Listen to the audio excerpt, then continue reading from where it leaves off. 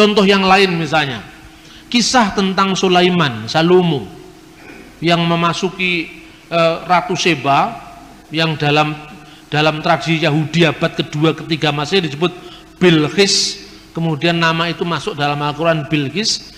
Itu kemudian ketika Ratu Seba ini datang ke istananya Salomo, istana itu dibuat tempat duduknya, lantainya dari kaca.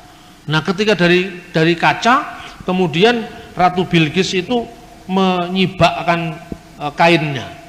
Nah, kemudian di dalam cerita legenda sampai Salomo melihat bulu-bulu betisnya. Lah ini tambahan lagi yang pikiran-pikiran keras mendapat tempat di situ.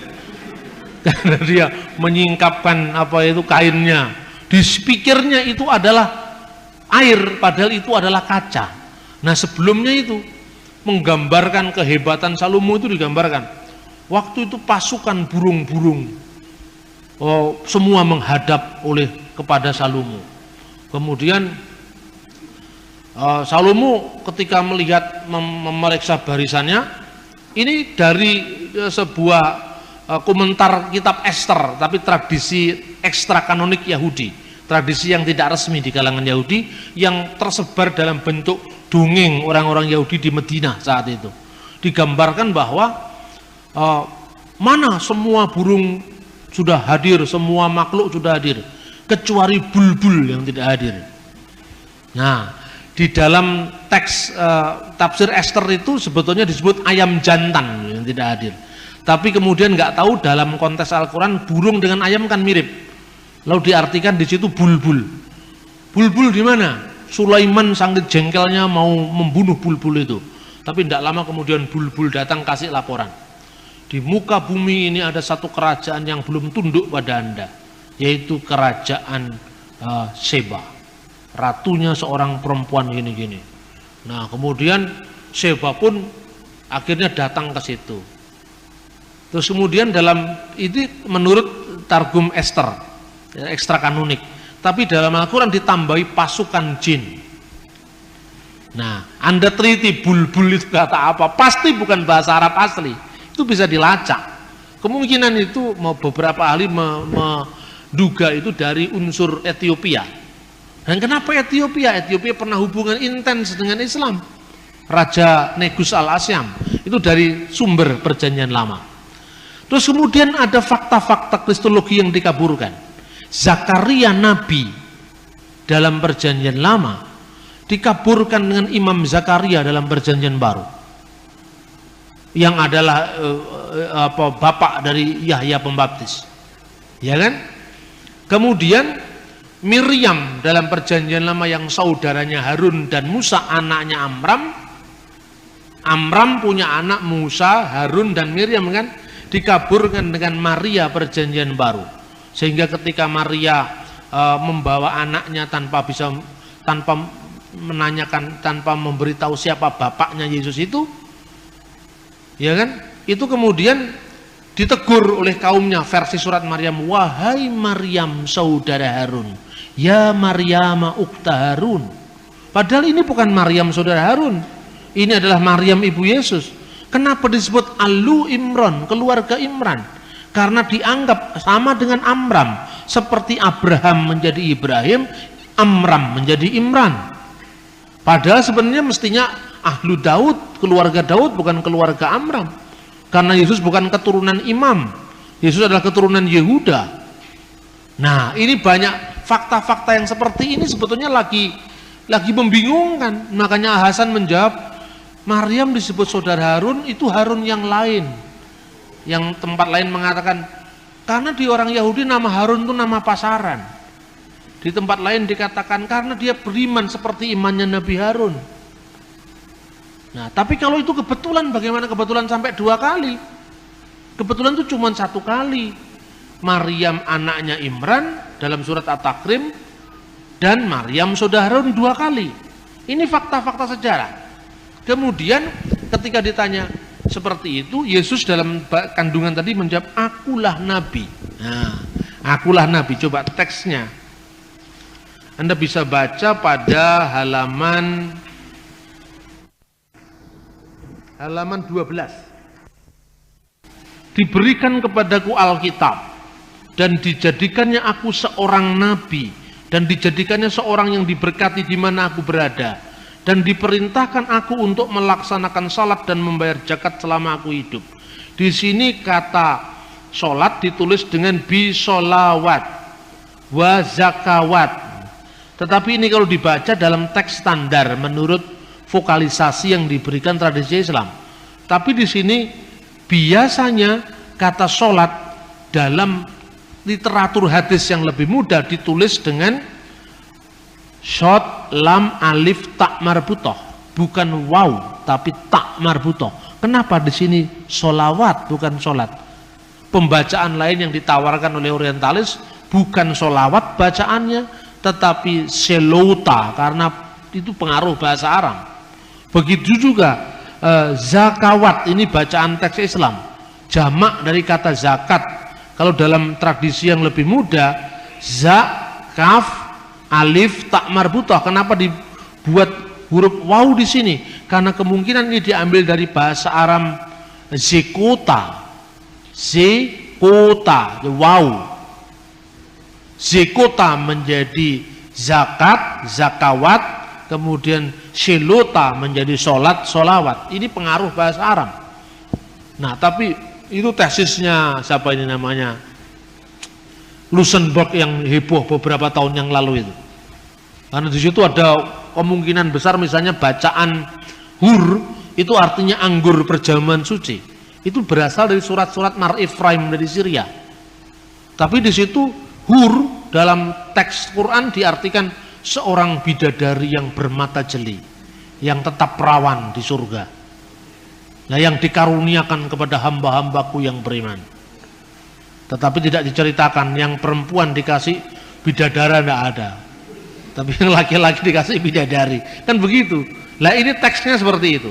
Nah, ternyata saudara-saudara, berbicara waktu bayi ini tidak ada dalam tradisi tertulis abad Yesus, tidak pernah ada. Kapan mulai ada? Kan begitu. Ini ternyata berasal dari buku yang judul Injil Tufuliyah, The Arabic Gospel of Infancy, Injil Tufuliyah. Dan buku ini baru muncul abad ke-7, terjemahan The First Gospel of Infancy dari bahasa Suryani, bahasa Syria, abad ke-4 dan abad ke-5 diterjemahkan dalam bahasa Koptik. Bunyinya seperti ini. Dalam buku Yusuf, imam besar yang hidup pada zaman Yesus, sementara orang menyebut Kaifas, disebutkan bahwa Yesus berbicara ketika masih dalam gendongan dan berkata kepada Maryam ibunya, waqad qala, mana ini Yeshua takallama hainin kana fil mahdi wa qala li Maryam ummuhu anni anna al-masih ibnullah alladhi waladatni kama basyiru Jibril al-Malak wa abi arsalni liqalasil alam. Sesungguhnya aku ini anak Allah. Kata Ibnullah diislamkan menjadi Abdullah, hamba Allah, yang engkau lahirkan sesuai dengan kabar gembira dari malaikat Jibril. Yang engkau lahirkan sesuai dengan kabar gembira malaikat Jibril. Ini redaksinya persis dengan surat Maryam ayat 45. Ya Maryam, innallaha yubasyiruki. Kata basyara, bisyara, kabar baik. Yubasyiruki, telah memberikan kabar gembira kepadamu, bi kalimati minhu, dengan firman dari dia, namanya Al-Masih Isa putra Maryam. Yang memberitakan ini, idkholatil malaika, berkatalah malaikat. Dalam teks Injil Tufuliyah, sesuai dengan kabar gembira yang diberitakan malaikat Jibril. Terus kemudian kata ini tidak muncul karena tidak cocok dengan semangat Islam. Wa abi arsalni liqalasil alam, dan Bapakku telah mengutus aku untuk keselamatan alam. Ini baru muncul kira-kira abad ke-4 dalam bahasa Syria, abad ke-5 dalam bahasa lain di bahasa-bahasa di Timur Tengah, lalu abad ke-7 dalam bahasa Arab. Kemudian membuat tanah jadi burung. Itu berasal dari Injil Thomas al-Israeli, sering dibaca dengan bisyarat Tuma al-Israeli. Digambarkan Yesus membuat tanah lalu ditiup menjadi burung, 12 burung merpati. Ini kemudian muncul dalam surat Ali Imran ayat 49, ya, surat Al-Maidah ayat 110. Ini Anda bisa membaca ketika dalam ayat halaman 14 tentang masa kanak-kanak Yesus ketika umur 5 tahun membuat mujizat tanah menjadi burung pada hari Sabat. Nah, kemudian tentang Tritunggal yang dipahami Triteisme itu juga bisa berangkat dari tradisi pagan Arab di Mekah. Nah, ini beberapa setting sejarah yang ternyata itu diambil dari literatur apokrifa. Nah, sekali lagi saya sampaikan kepada Anda, menyampaikan narasi seperti ini memang harus sangat hati-hati. Saya bisa ngomong begini di jaringan Islam liberal, tidak menjadi masalah. Tetapi saya akan mikir 2 kali kalau saya harus ngomong begini di forum-forum yang lebih lebih fundamentalis. Jadi saya lihat situasi. Saya pun misalnya ketika saya ngomong di kelompoknya Salihara itu, kelompoknya Gunawan Muhammad, saya bicara begini. Tidak ada agama yang tidak saling meminjam tradisi agama sebelumnya. Saya memberikan contoh. Contohnya dulu adalah kata sabat dalam bahasa Ibrani. Itu berasal dari kata sabatu bahasa Akadia. Itu konteksnya dengan Dewa Marduk. Nah, tapi setelah saya menguraikan begitu, saya ceritakan, nah dalam Islam misalnya, kisah Yesus bicara waktu bayi itu berasal dari buku apokrif. Buku apokrif itu kumpulan legenda-legenda rakyat yang kemudian ditulis pada kira-kira ratusan tahun setelah zaman Yesus. Bisa bicara waktu bayi, membuat mujizat tanah jadi burung dari Injil Thomas. Itu semua orang mendengarkan tuh sampai melongo begini. Nah, lalu pikiran dia, lalu kalau firman itu diartikan out of history, bahkan over history, turun dari langit. Lah bagaimana? Itu kutipan dari dongeng-dongeng rakyat turun dari langit. Tapi kalau bagi orang Kristen dan orang Yahudi, wahyu itu kan bukan didikte malaikat. Jadi kalau kata sabat itu paralel dengan kata sabat itu wajar saja. Tidak ada masalah bagi kita. Misalnya Leviathan dalam kitab Ayub, itu kan naga laut artinya. Apa berarti bahwa orang Kristen mengakui tentang eksistensi binatang legendaris tentang naga laut? Tidak. Tetapi itu bahasa sudah diserap menjadi bahasa Ibrani. Aspek mitologinya sudah hilang. Contohnya misalnya Lukas pasal 1 ayat 78. Surya pagi datang dari tempat yang maha tinggi. Anda pernah membayangkan ketika membaca Lukas pasal 1 ayat 79, itu yang Anda bayangkan adalah Betoro Suryo, bapaknya Adipati Karno? Tidak, tapi karena kata surya sudah diserap dalam bahasa Indonesia, sudah mengalami demitologisasi, bukan mitos yang dialihkan, tapi bahasa atau istilahnya. Bagi orang Kristen memahami yang seperti tidak terlalu sulit, karena apa? Wahyu bagi kita tidak turun dari langit, tapi wahyu itu menyejarah. Bagaimana hubungan Injil dengan kebudayaan? Kalau bagi Islam, Quran itu bukan hasil budaya. Kalau Injil, bahasa yang untuk menulis Injil itu hasil budaya.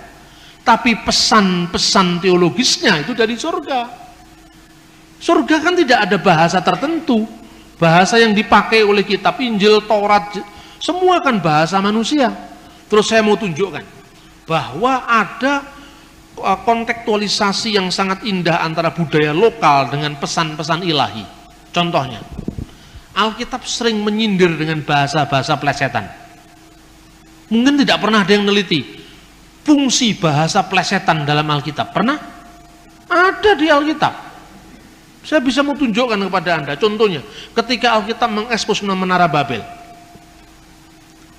Waktu itu bahasa seluruh muka bumi ini satu adanya. Nah, lalu mereka mau ingin mencapai Tuhan dengan mendirikan menara. Gitu? Untuk apa? Karena dengan menara itu dia akan lewat bab El. Itu kan sindiran terhadap agama pagan Babel. Dengan kekuatan sendiri mau mencapai yang namanya pintu ilahi. Bab itu pintu, El itu ilah, pintu dewa. Nah, manusia sudah membangun menara itu, akhirnya oleh Tuhan diporak-porandakan dengan pluralisme bahasa. Akhirnya mereka kacau balau, bukan Babel yang didapat, tapi Balel yang didapat. Balel itu plesetan dari Babel, artinya kacau balau. Katanya Babel, nyatanya Balel. Katanya mau mencapai pintu ilahi, ternyata kekacauan. Itu